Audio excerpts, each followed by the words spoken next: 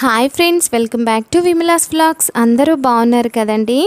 ఈరోజు మన ఆడవాళ్ళందరికీ కూడా యూజ్ అయ్యే అమేజింగ్ కిచెన్ టిప్స్తో నేను మీ ముందుకు వచ్చేసానండి. వీడియో అనేది మీరు ఎక్కడా స్కిప్ చేయకుండా చివరి వరకు చూడండి ఫ్రెండ్స్. అప్పుడే మీకు బాగా అర్థమవుతుంది. వీడియోకి లైక్ ఇవ్వడం అసలు మర్చిపోద్దండి. మీరు లైక్ ఇవ్వడం వల్ల నాకు చాలా మోటివేషన్గా ఉంటుంది ఫ్రెండ్స్. ఇంకా ఆలస్యం చేయకుండా ఫస్ట్ టిప్ చూసేద్దాము.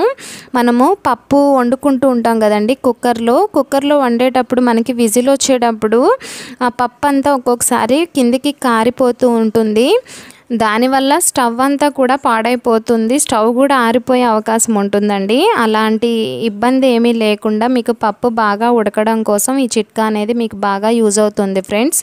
మీరు కుక్కర్ మూతకి లోపల వైపున కొంచెం ఆయిల్ అనేది బ్రష్తో తీసుకొని రౌండ్గా కనుక అప్లై చేసి మూత పెట్టి పప్పుని ఉడికించారు అంటే మాత్రం మీకు పప్పు చక్కగా ఉడుకుతుందండి. కొంచెం కూడా బయటికి అనేది కారదనమాట. చూడండి, నేను మీకు పెట్టి చూపిస్తాను.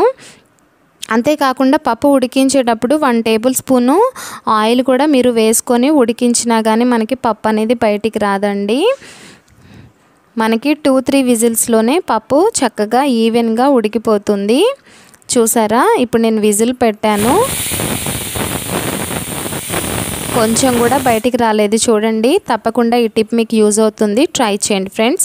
ఇంకా మనం సెకండ్ టిప్ చూసినట్లయితే మనకి రోజు మొదలవ్వాలి అంటే మాత్రం టీ కాఫీ లేనిది రోజు అనేది మనకి స్టార్ట్ అవుతుంది కదండి.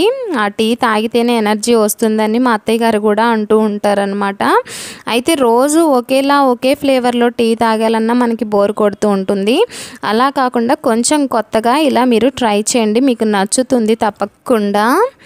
నేను ఇప్పుడు 100 గ్రాముల టీ పొడి తీసుకున్నానండి, రెడ్ లేబుల్ అనమాట.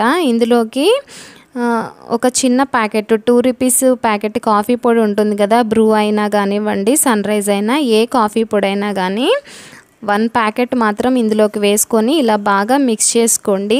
ఇలా మిక్స్ చేసుకొని కనుక మీరు టీ పెట్టుకున్నారు అంటే మాత్రం చాలా టేస్టీగా ఉంటుందండి. కొత్త ఫ్లేవర్ ఉంటుంది, టీ కూడా చాలా చిక్కగా ఉంటుందన్నమాట. మీ ఇంటికి వచ్చిన వాళ్ళకి కానీ మీ ఇంట్లో వాళ్ళకి కానీ ఒకసారి పెట్టివ్వండి, టేస్ట్ బాగుంది అని మాత్రం అంటారండి. నేను అప్పుడప్పుడు ఇలా ట్రై చేస్తూ ఉంటానన్నమాట, ఒకే ఫ్లేవర్ కాకుండా. మీరు కూడా తప్పకుండా ట్రై చేయండి. ఇంకా మనం థర్డ్ టిప్ చూసినట్లయితే చింతపండు అండి. చింతపండు మనం ఎక్కువ క్వాంటిటీ తెచ్చుకొని స్టోర్ చేసుకుంటూ ఉంటాము.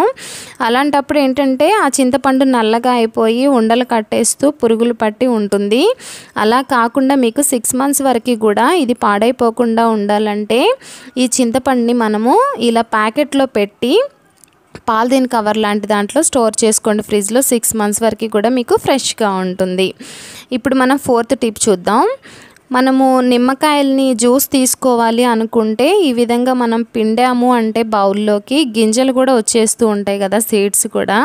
దీనివల్ల మనకి కొంచెం ఇబ్బందిగా కూడా అనిపిస్తుంది, ఆ గింజలన్నీ మళ్ళీ సపరేట్ చేయాలి అని చెప్పేసి. పని కూడా మనకి లేట్ అవుతుందండి. ఇప్పుడు ఆఫీస్కి అలా వెళ్ళే వాళ్ళు స్లోగా చేసుకోవడానికి కుదరదు కదా, అలాంటి వాళ్ళు కూడా ఇది తప్పకుండా ఫాలో అవ్వండి. ఇలా టీ వడకట్టుకునే స్ట్రైనర్లోకి కనుక మనము ఇలా బౌల్లో పెట్టేసి మనం ఈ జ్యూస్ కనుక పిండుకున్నట్లయితే గింజలన్నీ సపరేట్ అయిపోతాయి. చక్కగా జ్యూస్ వరకు మనం తీసుకొని మనకి అవసరమైనంత వాడుకొని మిగతాది ఈ విధంగా ఐస్ క్యూబ్స్ పెట్టుకునే దాంట్లో కనుక పెట్టి స్టోర్ చేసుకున్నట్లయితే మనకి ఎప్పుడైనా చక్కగా యూజ్ చేసుకోవచ్చండి. ఈ టిప్ మీకు నచ్చుతుందని అనుకుంటున్నాను. నచ్చితే లైక్ చేయండి ఫ్రెండ్స్. ఇంకా మనం ఫిఫ్త్ టిప్ చూసినట్లయితే మనం ఆయిల్కి వాడే బాటిల్స్ అండి. ఈ బాటిల్స్ ఏంటంటే ఎక్కువగా మనకి జిడ్డు పట్టేస్తూ ఉంటాయి అన్నమాట. ఆ జిడ్డు వల్ల ఏంటంటే ఆ బాటిల్ కడగాలి అన్నా చాలా ఇబ్బందిగా ఉంటుంది. పదే మనకి పట్టుకోవాలన్నా కూడా చేతికి కూడా జిడ్డుగా అనిపిస్తుంది. అలా లేకుండా మీకు ఎప్పుడు ఫ్రెష్గా చూడడానికి కూడా నీట్గా ఉండాలి అంటే మనకి కిచెన్లో ఈ టిప్ అనేది మీకు చాలా బాగా యూజ్ అవుతుంది ఫ్రెండ్స్. మీరు ఏదైనా పాత సాక్స్ అనేది తీసుకోండి. నేనైతే ఇలా చిన్నది సాక్స్ అనేది తీసుకున్నాను అనమాట. ఈ సాక్స్ని మీరు 2 సైడ్స్కి కట్ చేసుకోవాలి. అటు ఇటు మీకు ఎంత అవసరం అనుకుంటే అంత మీ బాటిల్కి సరిపోయినంత చూసుకొని ఈ విధంగా కట్ చేసుకోవాలండి. చూసారా, 2 సైడ్స్. నేనైతే పైన కొంచెం కట్ చేసుకుంటున్నాను, కింద వైపు కూడా కొంచెం మనం కట్ చేసుకుంటే మన బాటిల్కి ఎంతైతే సరిపోతుందో అంతవరకు చూసుకొని 2 సైడ్స్ ఈ విధంగా కట్ చేసుకోవాలి. కట్ చేసుకొని మన ఆయిల్ బాటిల్ కండి, ఒకవేళ మీరు ఆయిల్కే కాదు నెయ్యి బాటిల్స్ అయినా బాటిల్స్లో పోసుకుంటే వాటికి కూడా మీరు ఈ విధంగా పెట్టుకున్నారు అంటే పైనుండి కనుక ఈ విధంగా డ్రెస్సింగ్ లాగా మీరు చేసుకున్నట్లయితే బాటిల్ చూడడానికి నీట్గా ఉంటుంది. మనం ఆయిల్ పోసుకునేటప్పుడు కూడా ఏమైనా కొంచెం కారినా కానీ ఈ సాక్స్ అనేది అబ్జర్వ్ చేసుకుంటుంది కాబట్టి కిందకి పడిపోదు అన్నమాట. ఆయిల్ చాలా ఫ్రెష్గా ఉంటుంది. చూడండి కిచెన్లో ఎంత నీట్గా ఉందో. నచ్చిందా అండి ఈ టిప్పు?